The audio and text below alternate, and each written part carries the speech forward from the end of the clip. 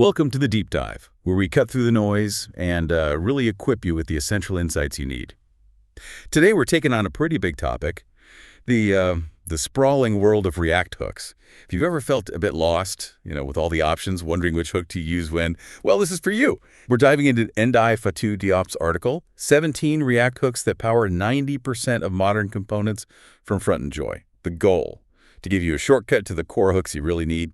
Okay, let's unpack this. Yeah, what's fascinating here is, look, whether you're new to React and maybe feeling overwhelmed, or you're more experienced and just, tired of copying the same logic over and over, this deep dive is really crucial. It's not just a list, right? It's more like a map to help you write code more efficiently, avoid repeating yourself, and understand those core patterns. Exactly. It's about building that solid foundation.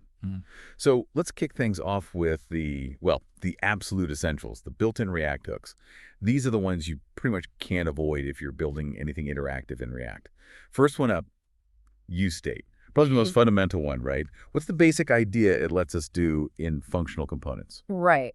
useState basically lets your functional components remember things. It lets them hold on to their own data, their own state, and update it when things change, making the UI react. It's how you go from just displaying stuff to making components truly interactive. Think simple counters like const count, set count, useState, or toggling something on and off. It's your entry point. But an important thing to realize is when you might be overusing it for related pieces of state. If setting one piece almost always means you need to set another, well, maybe useReducer is a better fit than, keeps things tidy. Okay, that's a perfect lead in. So useState is great for simple stuff. But what happens when state gets, well, more complex? Maybe multiple fields that depend on each other. Precisely. That's exactly when useReducer steps in. When you have several related pieces of state or the logic for updating that state gets a bit involved.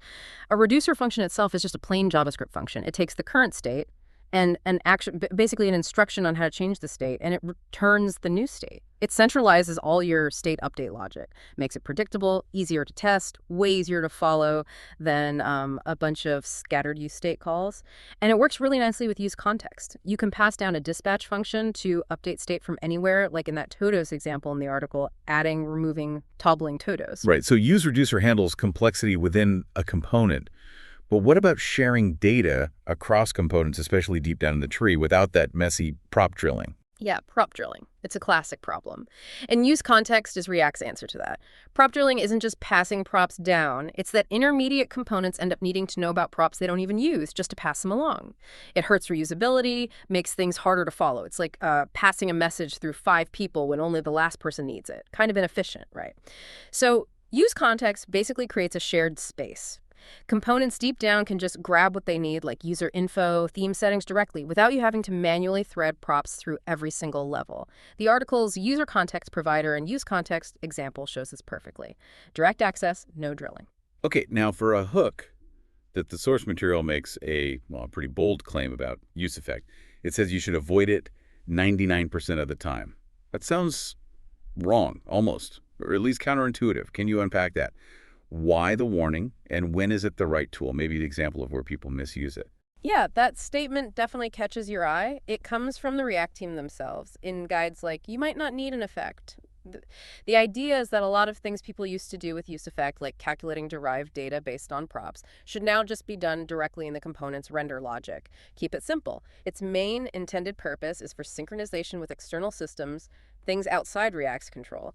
Think interacting directly with the DOM, setting up subscriptions, network requests, integrating with third-party libraries. The useSetDocumentTitle example in the article, perfect case. You're syncing your component state with the browser's title bar and external system. And a common misuse, definitely trying to derive state. Like you have a list and a filter term, and you use useEffect to create a filtered list state whenever the original list or the term changes. You usually don't need an effect for that. Just calculate it directly during render, const filtered list original list dot filter. It's cleaner, less prone to bugs like infinite loops or stale data. Oh, that makes a lot more sense. Okay, sticking with external interactions, useRef. React generally tells us not to touch the DOM directly. So how does useRef give us a safe way to do that? And what else is it good for? Right, direct DOM manipulation is usually something you want to avoid. Let React handle it. But sometimes you just have to. Maybe you're integrating a charting library that needs a specific DOM node, or managing focus manually, or working with Canvas APIs. useRef gives you a way to hold a reference to a DOM element, like a pointer to it, that stays the same even when your component re-renders. And crucially, changing the ref itself doesn't cause a re-render. The example chart in the source is a great illustration. You create a canvas ref, attach it to the canvas element, and then useEffect can use canvasRef.current to initialize or destroy the chart library instance. But it's not just for DOM nodes. This is key. useRef is also super useful for holding on to any mutable value that you need to persist across renders without triggering a re-render when it changes.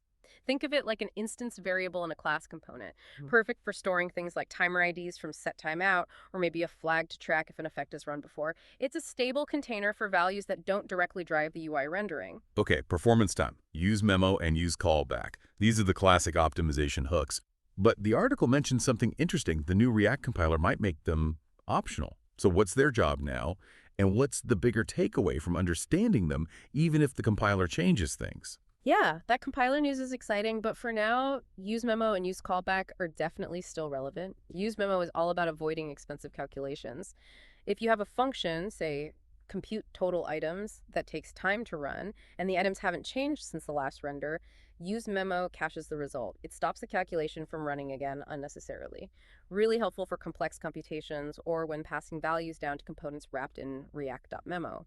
useCallback is similar, but specifically for functions. If you pass a function as a prop to a memoized child component, useCallback ensures the child doesn't re-render just because the parent created a new function instance on its re-render. It keeps the function reference stable. Now, about the compiler, yes, it aims to automate a lot of this memoization, but understanding useMemo and useCallback teaches you about a fundamental concept, referential equality. Knowing how JavaScript handles object and function references and how that impacts React re-renders is still super important.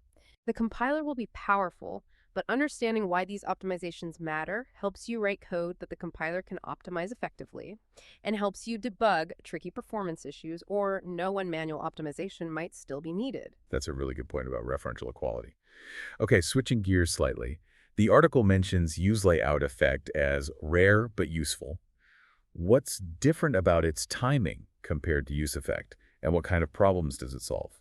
The timing is the absolute key difference. useEffect runs after the browser has painted the screen, asynchronously. useLayoutEffect, however, runs synchronously right after React updates the DOM, but before the browser actually paints those changes. This is critical when you need to, say, measure the size or position of a DOM element right after it renders, and then maybe adjust something based on that measurement before the user sees it. Think about positioning a tooltip correctly based on its content size. If you did that in useEffect, you might see the tooltip flicker briefly in the wrong spot before moving. useLayoutEffect avoids that flicker by doing the measurement and adjustment before the paint, prevents those layout shifts. Got it. Okay, let's move on to getting data. The article flags useSWR and useQuery as pretty standard now. What elevates them beyond just basic fetching? What makes them data management tools? Well, what's fascinating is that libraries like SWR and TanStackQuery, which used to be React Query, handle so much more than just making a network request.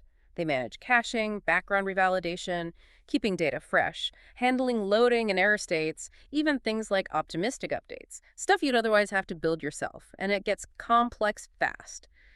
The real difference between them, maybe. SWR is often seen as simpler, focusing on that stale while revalidates patterns show cache data first, then fetch fresh data in the background. Great for many common use cases. TanStackQuery is, well, more of a powerhouse. It offers much finer control over caching, complex query dependencies, mutations, optimistic UI.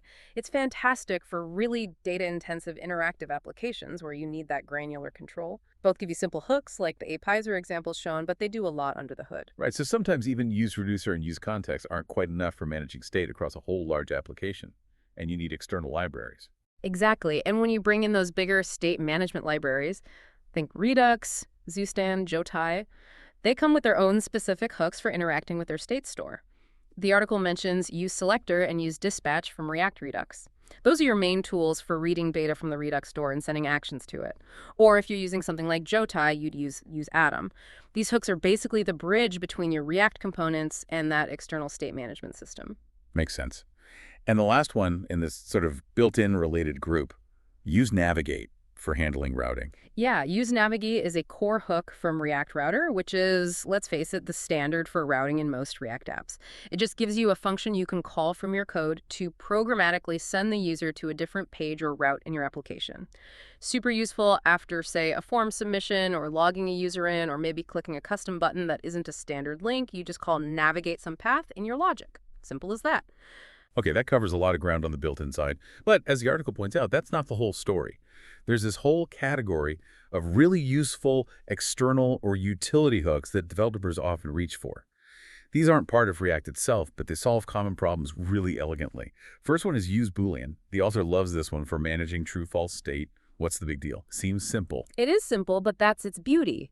It's all about reducing boilerplate code and making your component logic clearer. Instead of const is open, set is open to useState false, and then writing separate functions like const open houseboats, const is those, set it to open false, const open pres open, useBoolean just gives you all of that instantly. Like the dialog example, const value is open, set true, set false, toggle useBoolean. You get the state, is open, and functions to set it true, set it false, or toggle it. It's just cleaner. A nice little quality of life win. I can see that. Okay, next, use copy to clipboard. We see copy buttons everywhere. What does this hook handle for us? Well, the underlying browser API for copying text to the clipboard can be a bit fiddly, actually. Use copy to clipboard smooths that over. It abstracts away the browser specifics and gives you a simple function like copy text to copy. But more than that, good implementations also usually give you feedback, like a state variable telling you if the copy succeeded. So you can easily show a copied message, like in the example, copy text and samcopy.spam. It makes implementing that common pattern much more reliable and straightforward. Then there's use previous. Sounds like it remembers the last value of something. When is that useful? Exactly. It holds onto the value a prop or state variable had during the previous render. This is super useful when you need to compare the current value to the previous one to trigger some logic. Maybe you want to run an effect only when a specific prop changes, or maybe only when a counter increases but not when it decreases. The example prev count use previous count lets you do exactly that comparison if count, prev count, do something. It helps you react to transitions or specific changes, which can sometimes be awkward to handle correctly with just useEffect dependencies alone. Right. Makes sense for triggering actions based on change. Now, useDebounce. This tackles that issue of firing off too many API calls, right? Like in a search input. Any subtleties there? Yeah, useDebounce is a classic for performance optimization, especially with user input that triggers expensive operations like API calls. The basic idea is simple. You wrap a function, like your API call function, with useDebounce, and it will only execute after a certain period of inactivity, say 500 meters after the user stops typing. The article shows it nicely with debounce query feeding into useSWR. Prevents hammering your backend with requests for every single keystroke. One subtlety, though, is thinking about the edge. Do you want the function to fire immediately on the first event and then wait, leading edge, or only fire after the pause, trailing edge? Most implementations let you configure this, and it affects the user experience, so it's worth considering which behavior you actually want. Good point. Okay, moving towards UI adaptation. Use media query. How does this help with responsive design and components? It lets you bring responsive logic directly into your JavaScript. You basically give it a CSS media query string, like max width 768tx. The hook then returns a Boolean telling you if that query currently matches. So const is mobile, use media query max width 768px. Then you can use that is mobile variable directly in your JSX to conditionally render different components, different layouts, or apply different logic based on screen size. It bridges the gap between CSS responsiveness and component logic. And related to layout, but maybe more dynamic, use resize observer. When would you reach for this? This one's great when you need to know the actual size of a specific DOM element and react when that size changes. Think about complex layouts where one component size affects others, or if you're using virtualization libraries like React Window that need to know their container dimensions accurately. You attach a ref to the element you want to watch, pass that ref to use resize observer, and it gives you back the element's current width and height, like const width, height, use resize observer.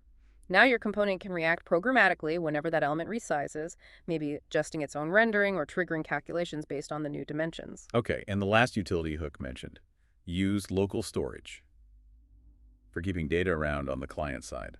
Exactly. It's a convenient wrapper around the browser's local storage API. Makes it really easy to persist simple data across page reloads or even browser sessions.